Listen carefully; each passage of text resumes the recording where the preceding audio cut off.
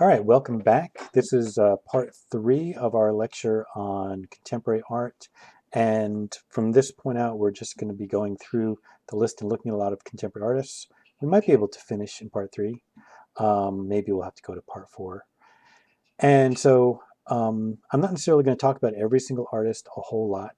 Terry Winters is an artist that I love very much, and he is primarily kind of focused on process and systems. A lot of his art is about kind of developing a system for making a set of marks and then just kind of following through and doing that in various ways over and over again, and then seeing all the possible developments from that. Nerdrum.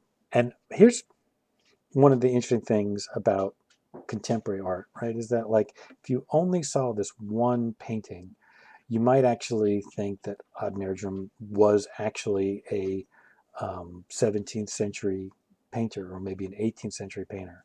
Uh, you could maybe be excused for thinking that maybe he is a Baroque painter. But the more you look at his work, you can see hints that he's not really, that he is a contemporary painter. And it is the fact that he's kind of adopting these ways of painting that are very much like the paintings of, let's say, of Rembrandt and Rubens, that his adoption of these kind of these aesthetics, but using them in a contemporary way, is what makes him very much a postmodern artist.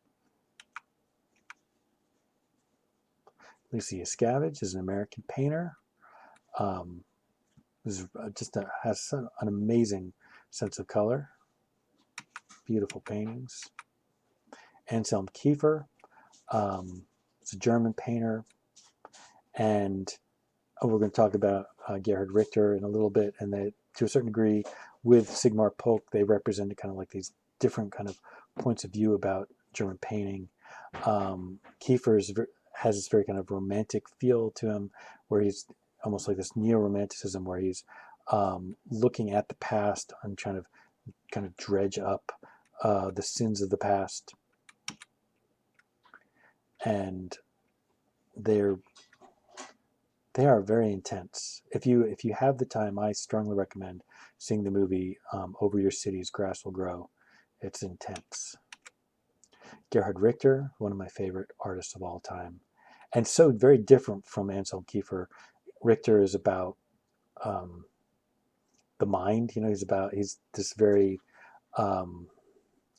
rigorous, objective, almost scientific type approach to art making, and about how his ideas interconnect with each other. And whereas Anselm Kiefer's work is like, kind of the work of a mad poet. Brian Dettmer, we talked about him in the junior seminar because we talked a lot about book modifications because they had to do a book project. But he's a very interesting American artist. Frank Gehry, we've seen him in this class in the architecture lecture, and you can think of Frank Gehry as being kind of like the epitome of postmodern architecture. Jeff Koons is one of the artists, probably Jeff Koons and Damien Hirst, probably the two artists that in this lecture who best kind of represent contemporary art and postmodern art.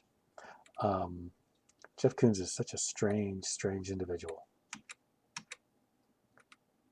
Takashi Murakami, I would put right up there with Jeff Koons and Damien Hirst, in that he is his work very much represents like a large portion of contemporary art, very influential on a lot of artists.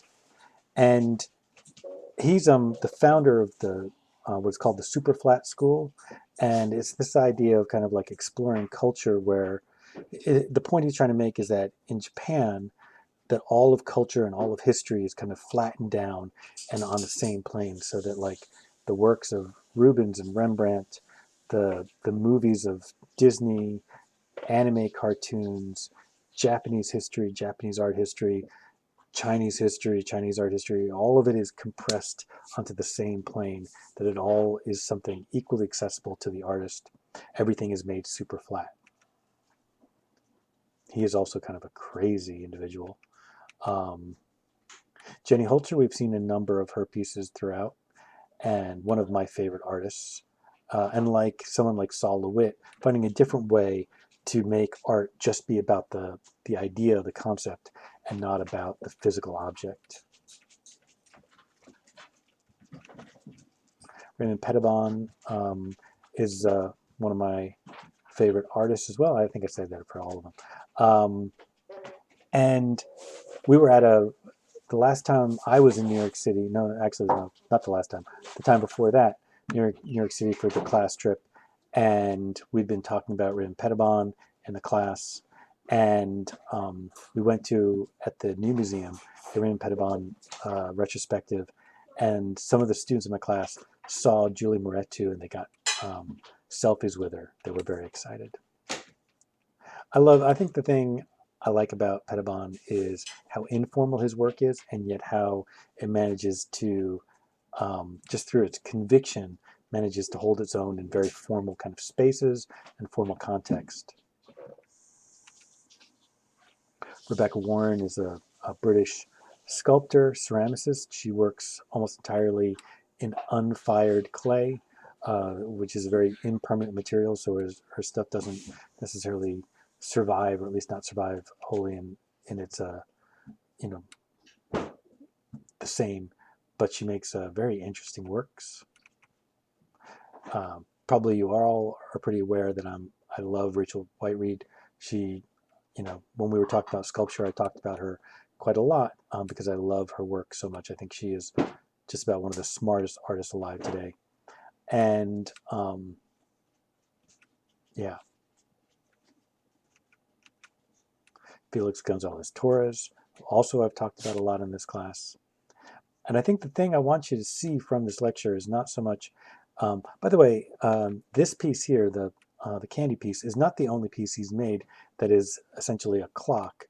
Both of these pieces are also clock-based pieces, and many of them are countdowns to someone's death. This clock is, or a pair of clocks is designed so that the batteries will run out at different times, and that one, it represents a couple, and one person will be dead, and then the next person will be dead. Andreas Gusky, I talked about quite a bit when we talked about photography. Is one of the contemporary photographers I focused on the most, and he is a very impressive photographer. I think he represents postmodernism in part because of how much his work kind of defies the way we see things. Like he tries to make an image that's so rich and with so much information, so much clarity, that it's hard to see, because that's not how our eyes and our brains work. We work by focusing on a thing, like having hierarchy in our image, and he kind of does the opposite. He tries to create an image that's anti-hierarchical. Ai Weiwei, we've talked about him a number of times, and I don't have necessarily time to talk about every piece by Ai Weiwei, but I do think the sunflower piece was certainly one of the more important pieces that have been made in the last 20 years. Stefan Sagmeister.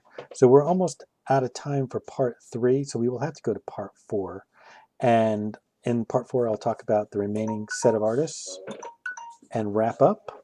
All right, and then part 4 should be the very last lecture for this course. All right, thank you very much.